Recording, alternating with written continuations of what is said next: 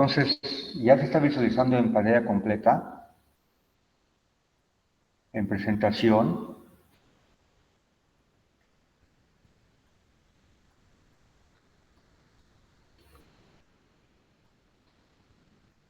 A ver, quisiera retroalimentación para... Creo que está en transmisión. Sí, gracias. Gracias. Sí, gracias. A ver, entonces, la presentación se llama Consumo energético en sistemas de control automático. Es un estudio empírico el que se va a presentar. No sé si ya se esté visualizando. Sí, se visualiza correctamente. Ok. Bueno, originalmente el artículo está escrito en inglés porque pretendemos que sea pues, la base de un estudio más profundo para ser sometido a alguna revista JCR. Entonces, continuando con, a ver, voy a ponerle modo de presentación. ¿Ya se está visualizando el modo de presentación? Bueno, supongo que sí, ¿verdad? Ok, No, todavía no. Estás en modo edición. bueno, así lo voy a continuar, porque parece ser que hay problemas con esta situación. Ok, vamos a tratar el tema del consumo energético de una planta electromecánica que es controlada por diferentes formas o medios de control, diferentes controladores. La planta que se pretende controlar es un pistón, ya tengo aquí la diapositiva, si se alcanza a observar aquí un sistema de pistón cilindro donde cuando está apagado el electroimán que se está mostrando aquí en la diapositiva, el cilindro es jalado hacia la izquierda y cuando el electroimán es encendido, entonces el cilindro es jalado hacia la derecha o hacia donde está el electroimán. Doctor, no está cambiando la presentación. Si quiere seleccionar el número 2, es correcto. Gracias. A ver, entonces ahí ya se visualiza. Sí, Ok, entonces aquí tenemos la planta que se está controlando y tenemos un electroimán que la jala o bien algún tipo de resorte que la repele del electroimán cuando el electroimán está apagado. Entonces es un sistema muy sencillito que se va a tratar de controlar mediante algunas técnicas que vamos a mostrar en un momento más. Bueno, este sistema electromecánico tiene un modelo matemático que es el siguiente.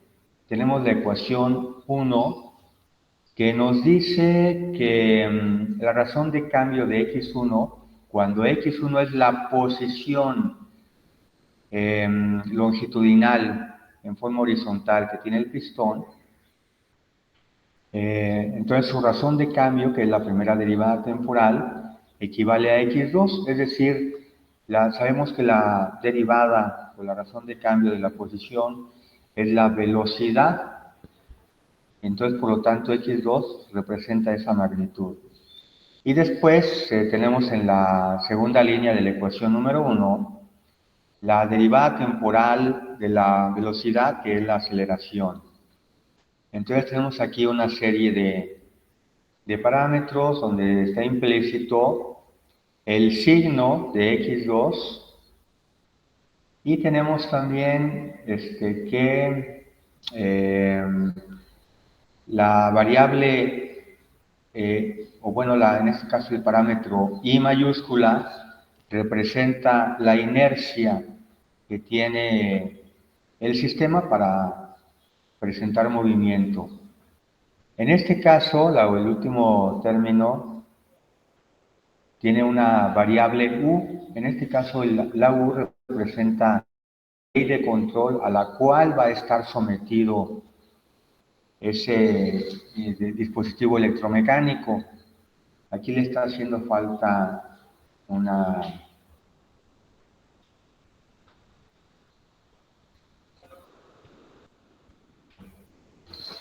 paréntesis que cierra. Bueno, entonces tenemos aquí que esta función SGN es la típica función signo que se asocia con algún tipo de viscosidad, de fuerzas de fricción, y bueno, por lo tanto, ya tenemos aquí el modelo matemático simplificado de este sistema que estamos representando ahora en forma matemática y aquí en forma gráfica, ¿verdad? Bueno, en la segunda ecuación de esta diapositiva tenemos una variable E que significa el error de seguimiento. El error de seguimiento es la diferencia entre X1, en este caso es la posición que tiene el pistón, menos la X de referencia, es decir, lo que nosotros le estamos pidiendo al pistón que haga. La diferencia entre la referencia y la posición real que tenemos del pistón, ese es el error que está presentando, un error de seguimiento. ¿Para qué nos sirve este error? Bueno, para meterlo como variable en cada uno de estos tres controladores. Como veíamos en esta ecuación, en la ecuación 1, la U representa la señal de control. ¿Y esta señal de control cómo se va a producir? Mediante alguna de estas tres ecuaciones, 3, 4 y 5. La primera ecuación corresponde a un modo deslizante. Así se llama un tipo muy específico de sistema de control. Control por modos deslizantes. Vemos que también aquí tiene la función signo, que es muy característico, que hace que el sistema se comporte de una forma muy típica, muy especial. Y ahorita vamos a ver en una gráfica cuál es el tipo de comportamiento que presentan estos modos deslizantes.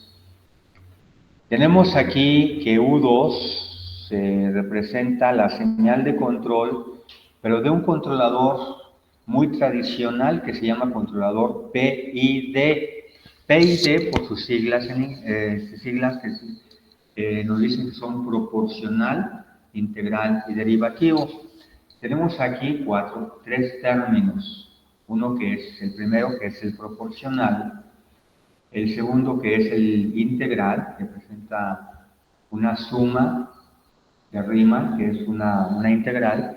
Y el tercero, que es el derivativo. Tenemos una derivada temporal del error.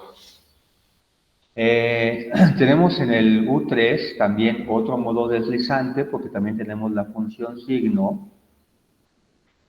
Y tenemos como ganancia de esa función signo también un controlador de tipo PID, al igual que en la ecuación 3, también tenemos un controlador, una ganancia de tipo PID. La diferencia entre el 1 y el 3 es que en el 1 aparece una constante delta que no aparece en la ecuación número 5. Entonces, ya con ese detalle, ya son dos controladores diferentes. Bueno, entonces el pistón va a ser sometido a estos sistemas de control mediante este modelo matemático. Y entonces tenemos lo siguiente. Bueno, el control tipo PID se caracteriza, así como lo estamos viendo aquí en la primera gráfica, la gráfica de la izquierda, se caracteriza por un control muy suave. Vemos que esta curva que se presenta en color negro del PID, aquí está marcado en la gráfica PID, que es de la ecuación número 4, línea negra. Esta línea negra es una línea mucho más suave que las otras. Claro, la línea azul representa la referencia que le estamos diciendo que siga.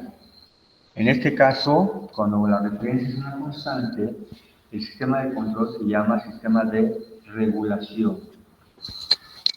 Y bueno, vemos que la línea negra presenta un movimiento un poco más suave que las otras demás líneas, que la línea cian y que la línea roja.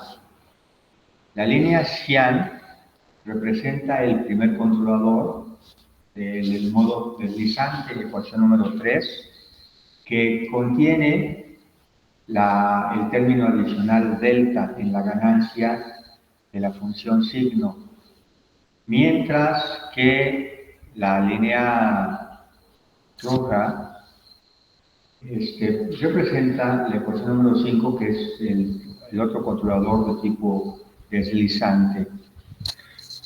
La ventaja del controlador PID es que las señales de control son más suaves, pero su desventaja es que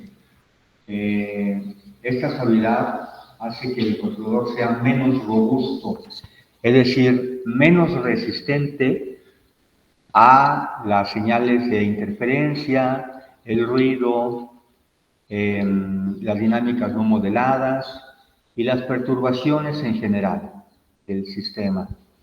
Mientras que la gran virtud de los modos deslizantes es que los controladores son bastante robustos, es decir, cuando se presenta alguna perturbación, rápidamente corrigen la señal de control tal que la perturbación sea rechazada.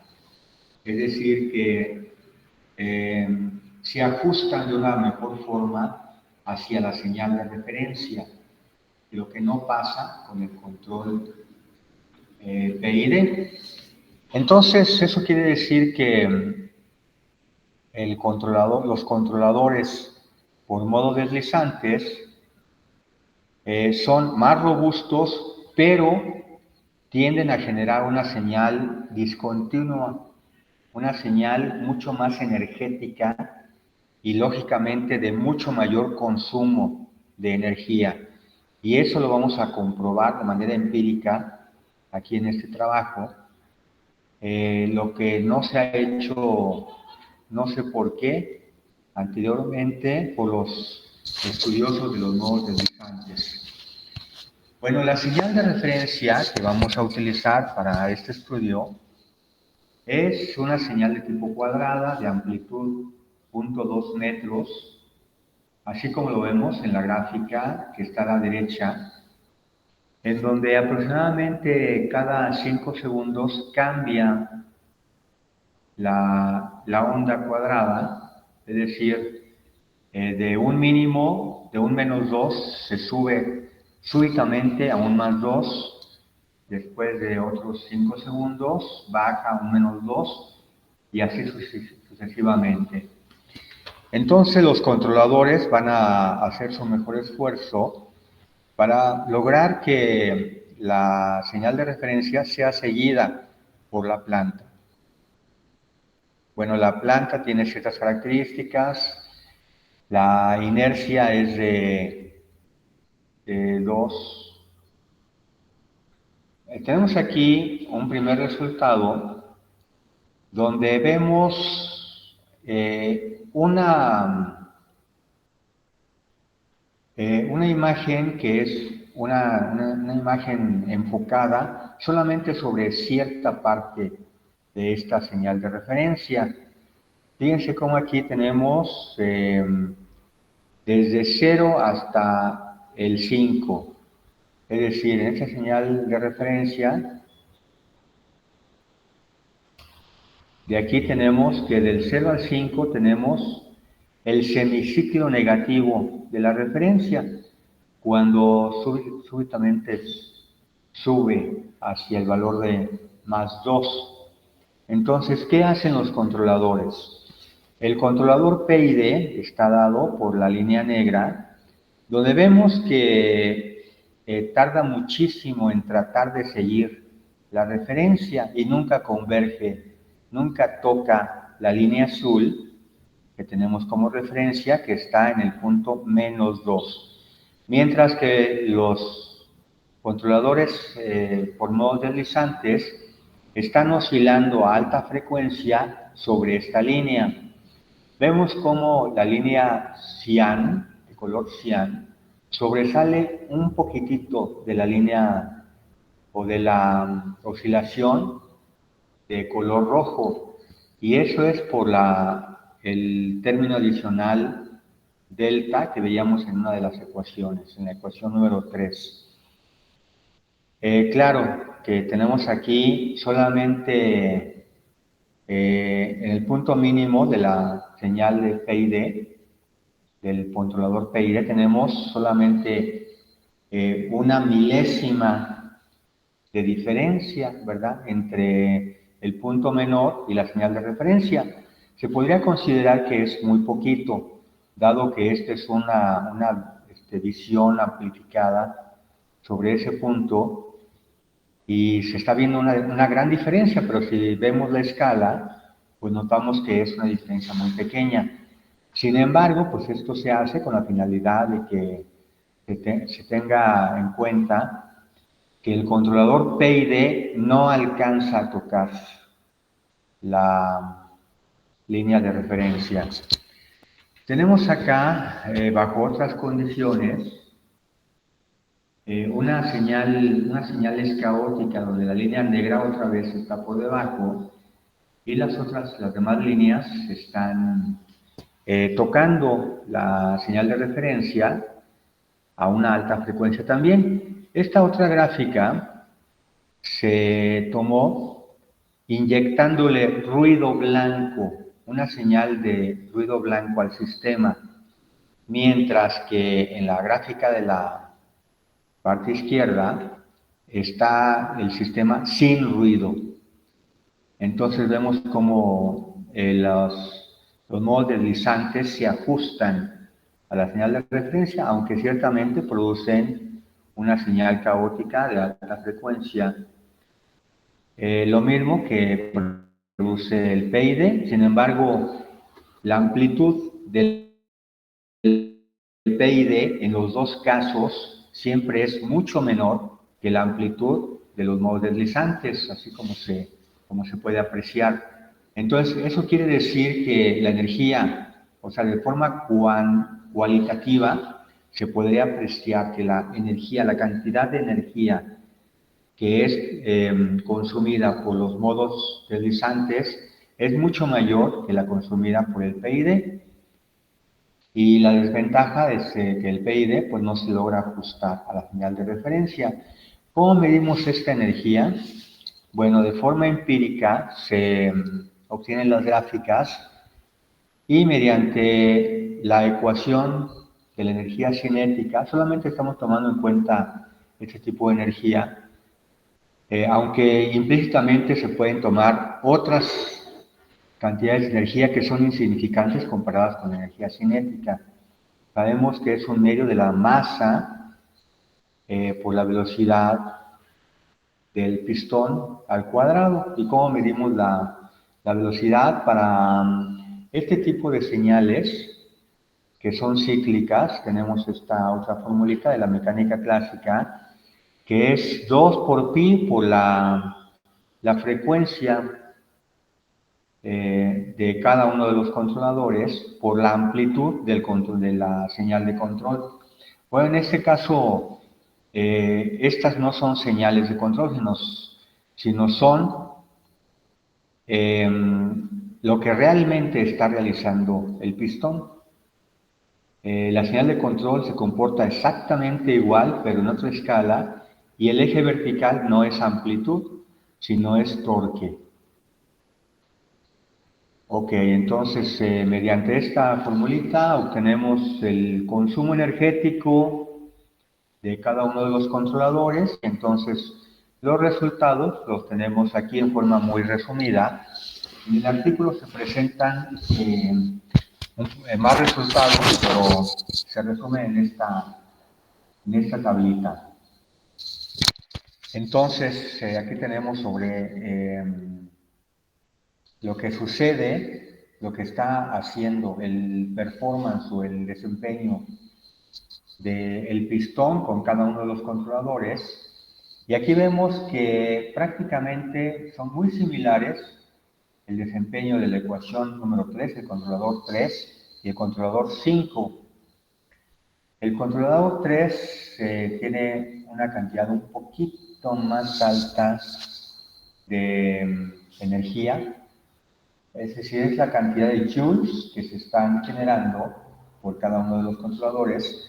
Entonces, como veíamos en esta parte de la referencia, en la columna 3, primer renglón, tenemos un 3.5 por 10 a la menos 2 joules, y acá tenemos 2.7 por 10 a la menos 2.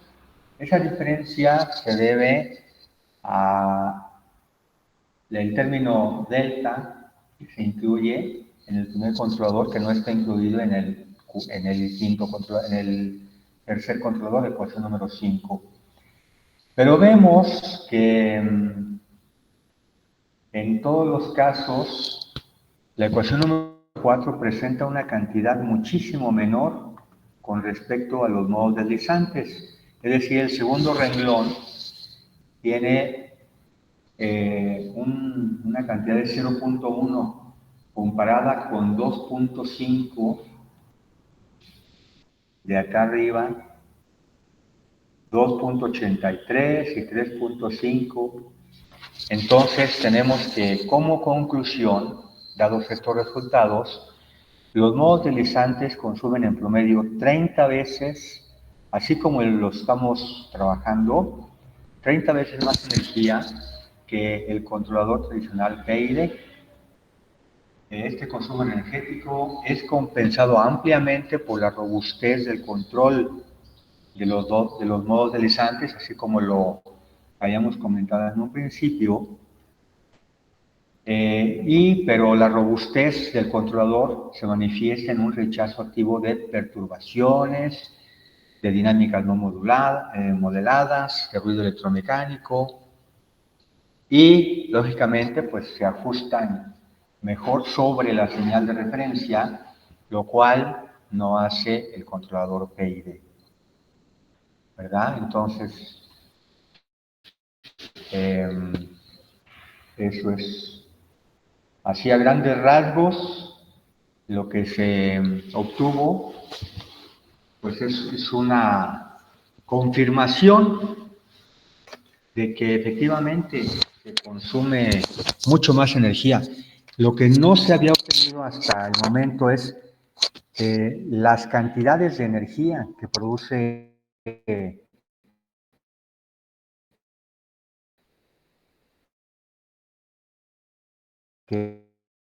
a un controlador convencional como el PID. Bueno, entonces creo que ya terminamos la presentación. No sé si hay por ahí alguna preguntita. Muy bien, gracias, doctor. Sí, todavía tenemos 2 minutos más para alguna pregunta. ¿Alguien del público?